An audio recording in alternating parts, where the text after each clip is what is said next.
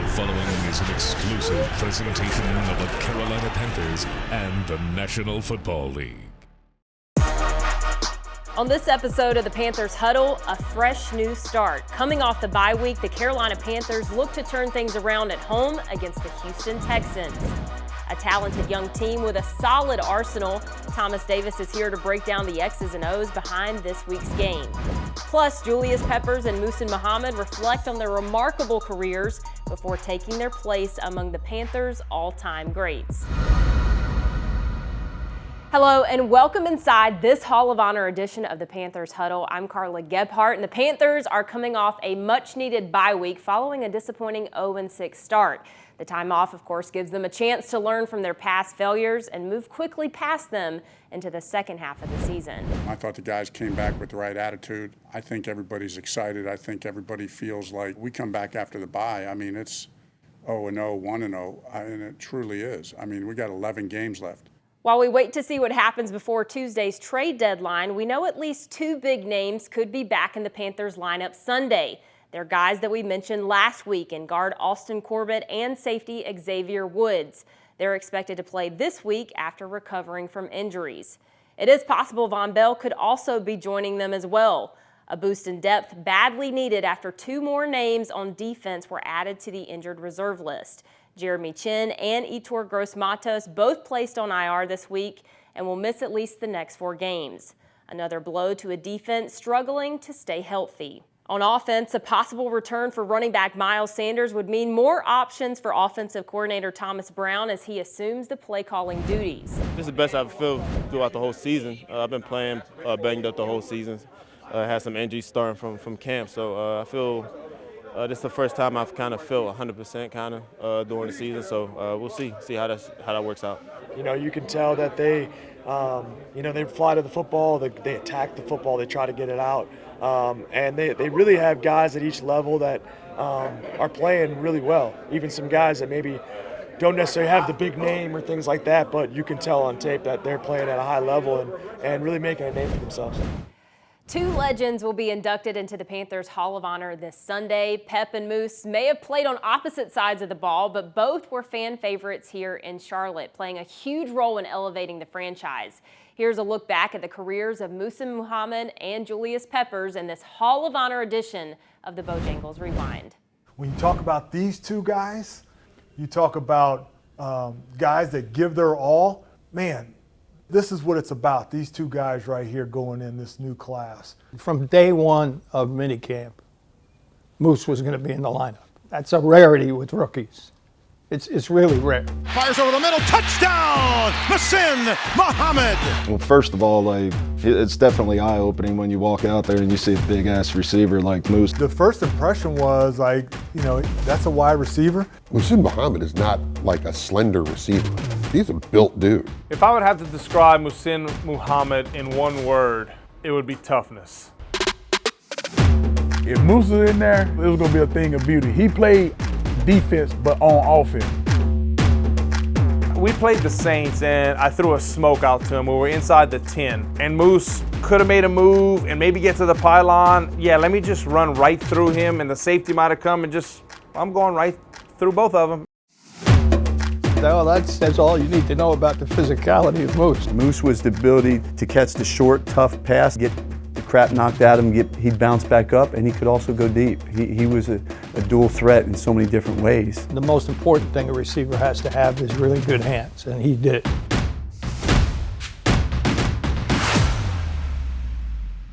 In all the years that I've covered the team, Moose was always that light, he was always that fun. You know, football players are often compared to gladiators. We were there to get the crowd into it, make the game fun. And when I heard that Moose call and the fans that would yell, it gave me energy. Touchdown, Muhsin Muhammad. I don't know, a lot of people wonder about my touchdown dance and where it came from. You know, my first love sport was basketball, and so if I scored on you, that means I just crossed you up. Touchdown Panthers! The hat trick for Moose. He's got 3 scores. I think, whenever you talk about a receiver, you just think about pass catches, number of catches. But one of the things we stressed there and he reacted to was doing all your job. And I loved him because he liked the dirty work. Moose was a dog. You look on film, he got some of the most devastating blocks. I took pride in my blocking. Cornerbacks and safeties hated to guard him because he blocked them like an offensive lineman. He would start blocking them at maybe let's say the 30-yard line, and he would not stop until he got to the concession stand. If you ever looked at his hands, they were vice grips. And when he'd latch on to somebody and he would just kind of laugh, and Moose, that so smooth way he'd laugh and he'd block them and they would hurt. He might have been as good a blocking Z receiver as ever played in the league. For these two guys to go in at the same time, it's perfect. There's no better person to go in offensively, and then you look at defensively. Julius Frazier-Peppers. To sum up Julius Peppers in one word, gosh, this is such a bad word, but it's the truth. Freak. He's not just an athlete, he's a freak athlete, and he's probably the best athlete I've ever been around. The speed, the quickness, at his size was just, there's no other word. He was a freak athlete. We ran out of adjectives. We ran out of superlatives. We just did, because every time he stepped on the field, it was something new. It was something we hadn't seen before. He was built to go chase quarterbacks. That was who he was. If you have a quarterback on the field, you want to make sure Julius Peppers is in another time zone. And Peppers got to him. 285 pounds of pure rip muscle and connective tissue. He was God's gift to the game of football. He's a machine. He was just a freak in everything that he did. His length, speed, size, and his strength forever will be unmatched. Julius is a guy that could take over a game. Goes here, somebody's picked off. It's Peppers. There's just so many phenomenal plays that he's made. Let me tell you something. You either gonna give me my respect or I'm gonna take it. So how you want it? How you want it? How you want it? Just pure baller. One set, Peppers got him again. That was a direct hit. They can't handle you on the outside. Hands off me, man. Rodgers is set. Julius Peppers. My first impression, I was like, man, if guys could not get bigger and faster, it just did. It just happened. I think that the guys that are put into the Hall of Honor are being honored for being a founding father of this franchise. When you have players that have been superb at their jobs and recognizing them for their contributions, to me that's one of the highest honors that any player, coach, GM, anybody affiliated with the franchise could possibly get. This exclusive presentation of the Carolina Panthers television network is brought to you in part by Bank of America, official bank of the Carolina Panthers.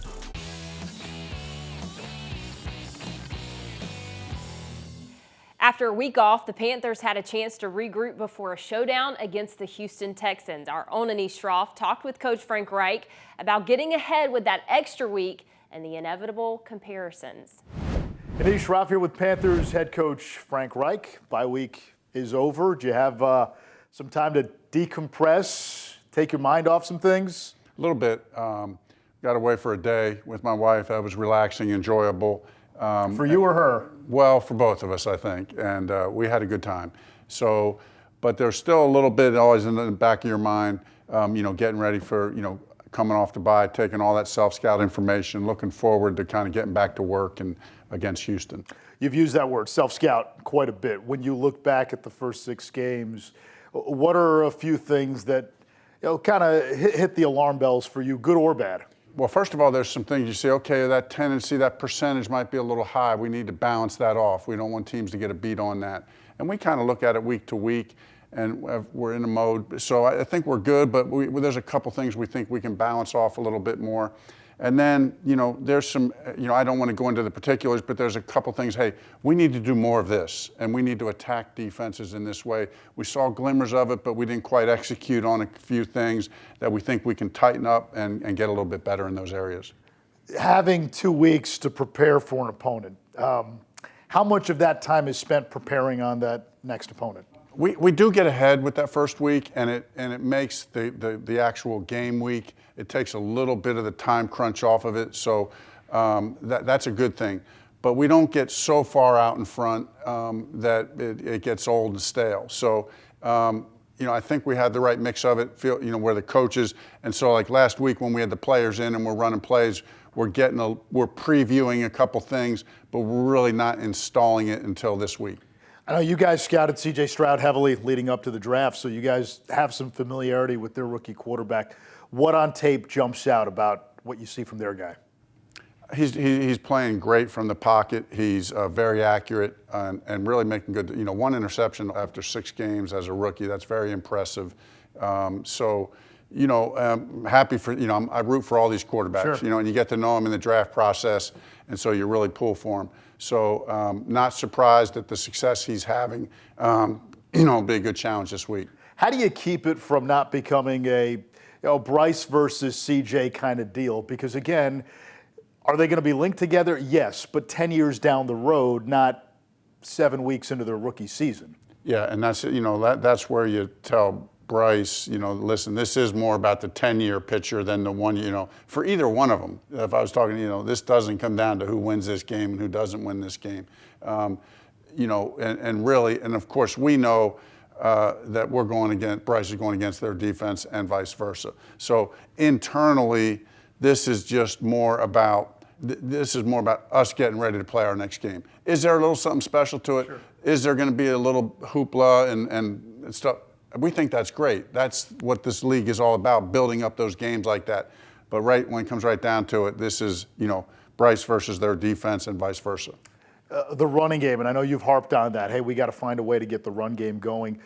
With what Chuba Hubbard has shown you, has he now put himself in a position where there's a bigger role potentially for him? There's no doubt he has earned a spot to continue to get, plenty of carries. It's always hard to predict exactly how many carries, the guys are going to get. But no doubt, the way he's run, he deserves to stay in the mix at the forefront of things, getting a bunch of carries. We're hopeful to have Austin Corbett back. What does that addition mean to the entire offense? If he plays, it'll be my first game with him playing. But from when I got here, watching the tape of him last year, just a very physical player, a very smart player, and a real alpha leader, So if he continues to progress and has a good chance, we'd be excited to get him back in there. One of the neat things that'll happen Sunday, Muhsin Muhammad and Julius Peppers go into the Hall of Honor. I know Moose got to Carolina right after you left, but you had a chance to sort of follow his career and watch him. When you think of a wide receiver like Moose, what comes to mind? Just a completely physically dominant player, would do anything. And I did get to know him. I lived 2 houses, we weren't quite neighbors. We're 1 house in between us. That was John Casey, by the way. Ton of respect for Moose. Ultimate team player, ultimate tough guy, and just a playmaker on top of that. So, and then Julius, didn't get to know him as well, have gotten to know him a little bit, but just legendary, just a beast. And so great for so long, really a great honor for those guys. You played with a Bruce Smith, and I think of a Peppers. Guys that big are not supposed to move the way he moves and not supposed to pick off passes. No. That's not fair. It's not fair. And then, but what's interesting is they're physically just bigger and better than everybody else and move better. But really what sets guys like Julius apart and as you mentioned, Bruce Smith, they are some of the smartest football players that you ever around. And you realize it takes all of that to be going up on the wall. You got to have all those qualities. Frank Reich, head coach of the Carolina Panthers. Closed captioning for the Panthers television network is provided by Charlotte Eye, Ear, Nose, and Throat Associates, helping you enjoy the sights and sounds of the NFL all season long.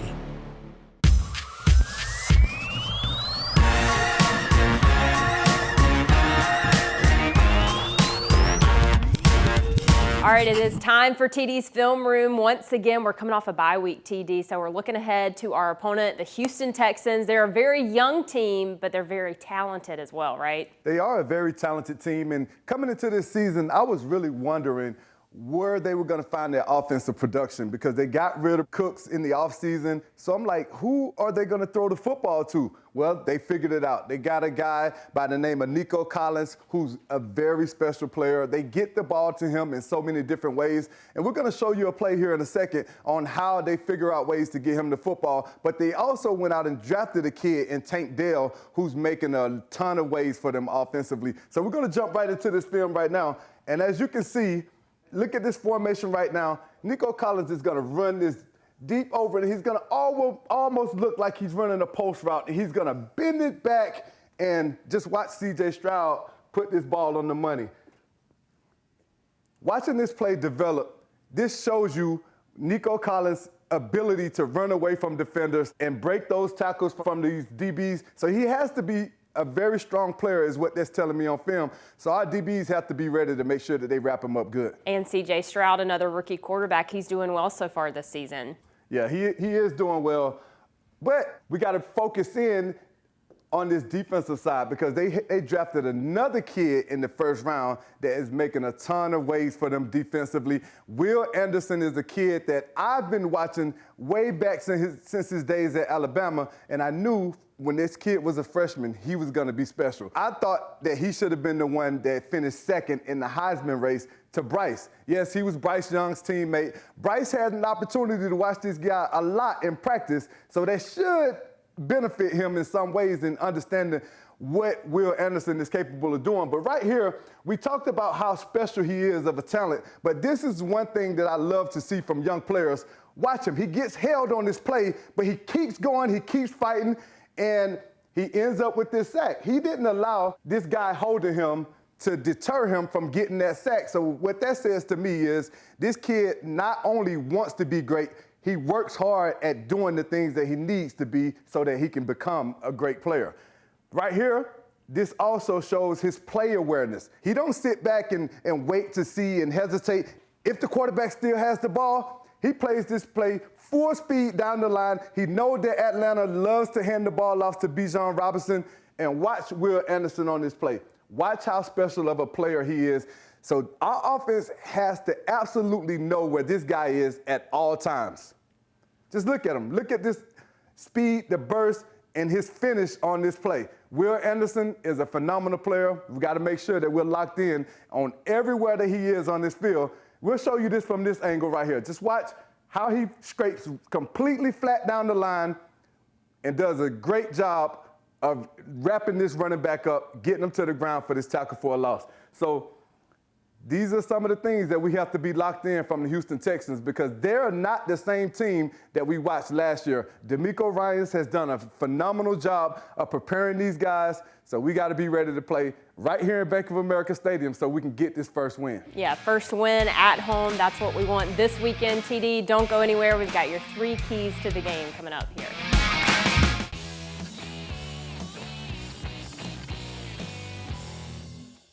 A perennial high school powerhouse in the Carolinas is unveiling an upgrade to their football field this week thanks to some help from the NFL and the Carolina Panthers as this week's Coke Community Spotlight. A ribbon-cutting ceremony was held at Reidsville High School Wednesday unveiling their new football field. The upgraded facilities were funded with the help of the Carolina Panthers, who assisted the school in securing a $250,000 grassroots grant from the NFL Foundation. The new field was named after legendary coach Jimmy Teague, who led the Reidsville Rams to 8 straight titles over 26 years before retiring last season. He was also named the 2022 Carolina Panthers High School Coach of the Year. The name Teague not only lives on the field, but it's still in the coach's room as well, as Teague's son Eric is now the head coach of the Rams. I almost hate that it's named after me because it ain't Jimmy Teague that's done all this. It's a whole bunch of folks who I've been able to be associated with who've done this. You know, I would like to put all those names on the field. It's not Jimmy Teague who did this. It's a whole lot of folks who did this. All right, TD is back, so you know it's time for his 3 keys to the game, but we need a win. So we need 3 keys to get a win this weekend here at home. Yes. It's very simple, very simple. My 3 keys to the game this week starts with forcing C.J. Stroud to look like a rookie. He hasn't looked like a rookie all season long. He's gone out, he's played well for the Texans, but we can create some things, force him to turn the football over. So we got to give him some different looks, some things that he's not used to seeing, and take the football away. We got to try to punch the ball out. We got to do different things to get extra possessions for this offense. Secondly, we have to do a great job offensively of establishing the run. If you're not able to run the ball as an offense, you're going to force yourself to be one-dimensional, and that allows the defense in turn to pin their ears back and get after your quarterback, and that's something that you don't want. We just showed you some plays of Will Anderson and what he's capable of doing. This Texas defense has been really good all season long, so we have to establish the run so that we can create some play-action looks. And third and final, we have to defend our dirt. We're playing right here at home. We got the Hall of Honor weekend. We're going to have all of these legends in town, and we have to show them what this team is capable of doing, and it starts right now. The time to get this season turned around starts right now after the bye. These guys are fresh, they're rejuvenated, they're ready to go, and we need this win, and they got to do these three things. All right, love that, and that will get us ready for Sunday, and unfortunately, that is all the time that we have for you today. If you're not going to be here celebrating Moose and Pep with us this weekend, be sure to tune in Sunday at 1 p.m. on your local Fox station, or you can listen to the game on 99.7 The Fox here in Charlotte. So for Thomas Davis, Coach Reich, and the entire Huddle crew, thanks for watching, and we'll see you right back here inside the Panthers Huddle next week. As always, TD, keep pounding. You've been watching the Panthers Huddle, a copyrighted presentation of the Carolina Panthers and the NFL.